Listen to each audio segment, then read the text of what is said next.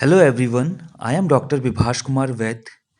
In this video, we're going to discuss about the nervous system lecture 2. In our first part, we have already discussed the introduction of nervous system, parts of nervous system, neurons, structure of neurons and classification of neurons. I hope you have watched the first part of nervous system video. If you missed the first part, then watch the previous lecture first. And if you already watched, then we'll proceed the video. First, we'll discuss about the neuroglial cells. Neuroglial cells is the supporting cells of central nervous system. The glial cells, unlike the nerve cells, are non-excitable, while the neuron cells are excitable in nature. And this glial cells undergo in mitotic division. The brain tumors are mostly neuroglial, meningeal or vascular in origin. Number of the neuroglials is 10 times more than the nerve cells or neurons. Now the classification of neuroglial cells. So neuroglial cells is broadly classified into two categories. One is macroglial cells and another is microglia. So in the macroglial cells, it is further classified into astrocytes, oligodendrocytes and ependymal cells. Then you can also appreciate the astrocyte is divided into fibrous astrocytes and the protoplasmic astrocytes. So first we'll discuss about the macroglial cells, and in the macroglial cells first we'll discuss about the astrocytes.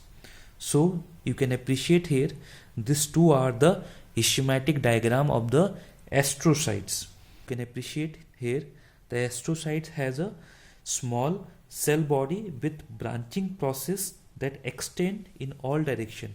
You can also appreciate the branching pattern of this process which is extend from all direction.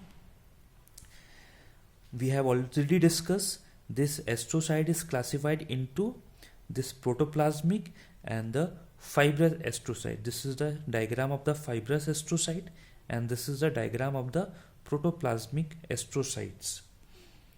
First, here this fibrous astrocytes are found mainly in the white matter, and from cell body the fibrous astrocyte has a process, and this process are long and slender and smooth. The cell body and this process of the fibrous astrocyte which contains many filament which course through the cytoplasm. So this is about the fibrous astrocyte. Then the protoplasmic astrocyte, this type of astrocyte mainly found in the gray matter where their process ramify among the nerve cell body. The process are short. You can appreciate the process of this protoplasmic astrocytes are short, thick and more branched. And the cytoplasm, this is the cytoplasm of this type of astrocytes, and this cytoplasm are contain fewer filaments as compared to the fibrous astrocytes. Talking about the function of the astrocyte with their branching process form a supporting framework for the nerve cells and the nerve fibers. The astrocytes serve as a phagocytes by taking up degenerative synaptic action terminals. The death of the neuron due to the disease, they proliferate and fill the space previously occupied by the neurons, a process called as regeneration gliosis. Then after the astrocyte, this is, you can appreciate here another diagram, and this type of cell is called the oligodendrocytes.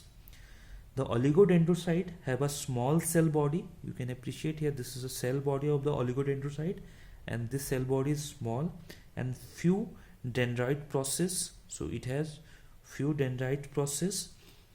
The filament are absent in cytoplasm. So in the cytoplasm there is no filament, and they are found in rows along nerve fibers or surrounding the nerve cell body of oligodendrocytes. So, and it also forms the myelination of the axons of nerve cells. This oligodendrocyte is mainly responsible for the formation of myelin sheath of nerve fiber in central nervous system. The oligodendrocytes surround the nerve cell body, satellite oligodendrocyte, and form the capsules of peripheral sensory ganglions. So this is about the oligodendrocytes. Then the ependymal cells. So here you can see another type of cells of microglia is ependymal cells, and this ependymal cells line the cavity of the brain and spinal cord.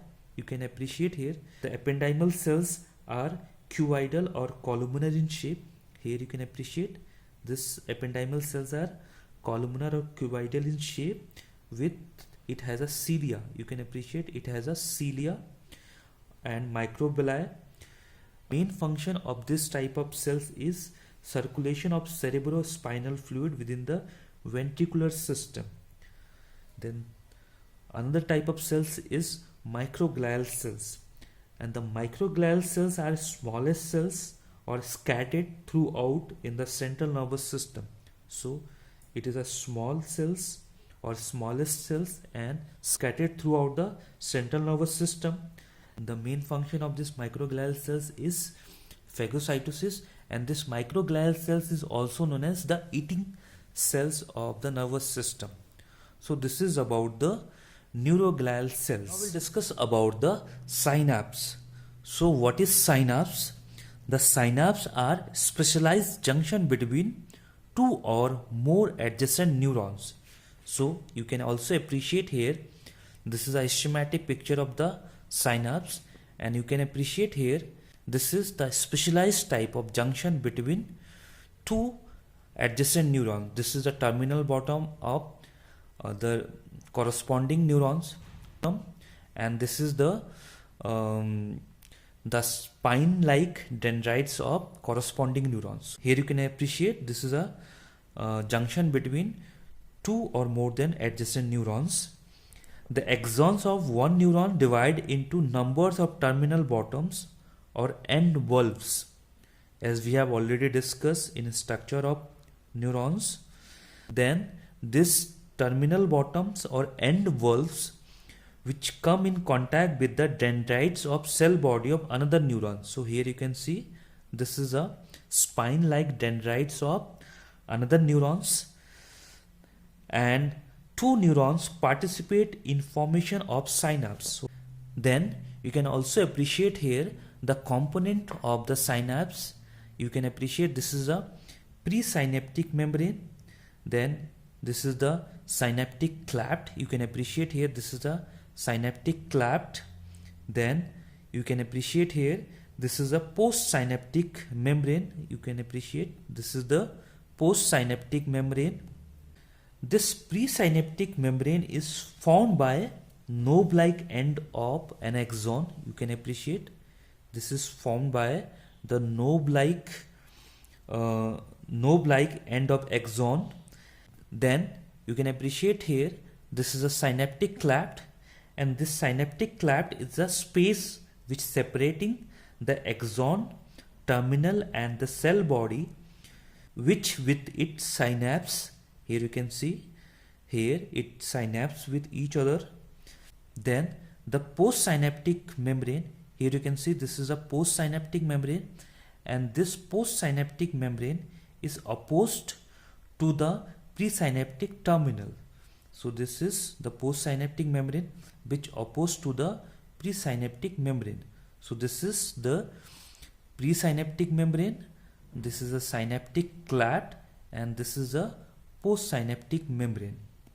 Then the mechanism of synaptic transmission.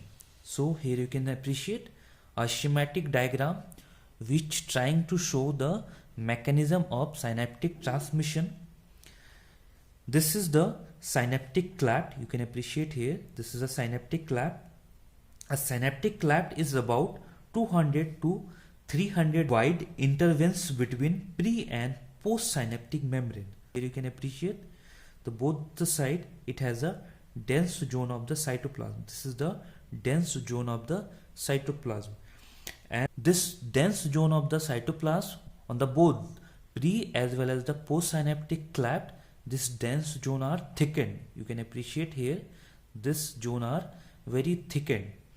So here you can appreciate this is the end valve of the presynaptic neurons, and you can also appreciate this end valve which contains numbers of mitochondria as well as the synaptic vesicles. So these are the mitochondria and these are the synaptic vesicles, and this synaptic vesicles is contain catecholamine, that is epinephrine and dopamine, and during the transmission of nerve impulse the synaptic vesicles, here you can see during the transmission of the nerve impulse the synaptic vesicles move toward the presynaptic membrane and discharge the stored chemical substance into the synaptic cleft. You can also appreciate here this synaptic membrane which discharges the chemical substance in the synaptic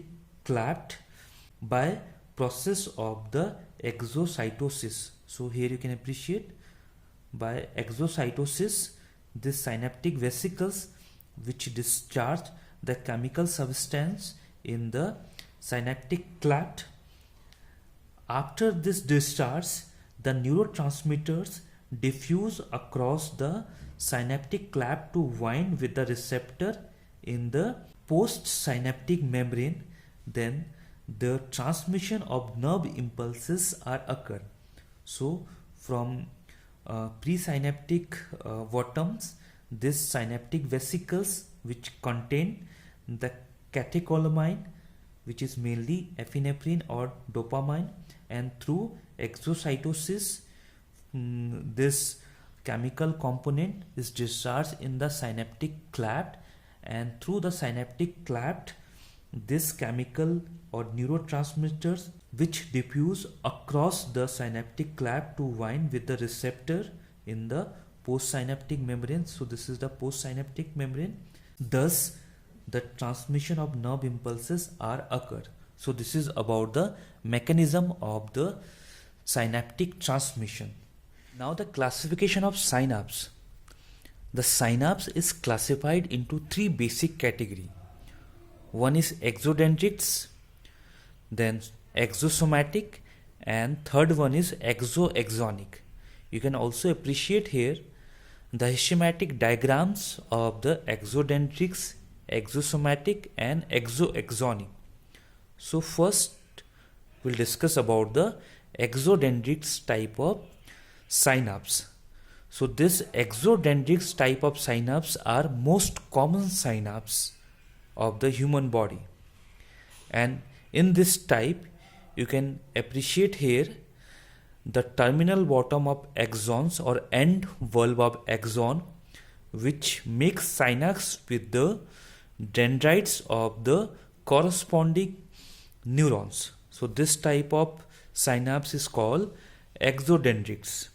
Then second one is exosomatic, and this type of synapse is less common, and in this type of synapse you can appreciate here axons or terminal or end valve of the corresponding axons of neurons is make synapse with the soma or body of the corresponding neurons. So here you can appreciate this end valve which makes synapse with the corresponding soma or body of the neurons, and this type of synapse is called the exosomatic synapse.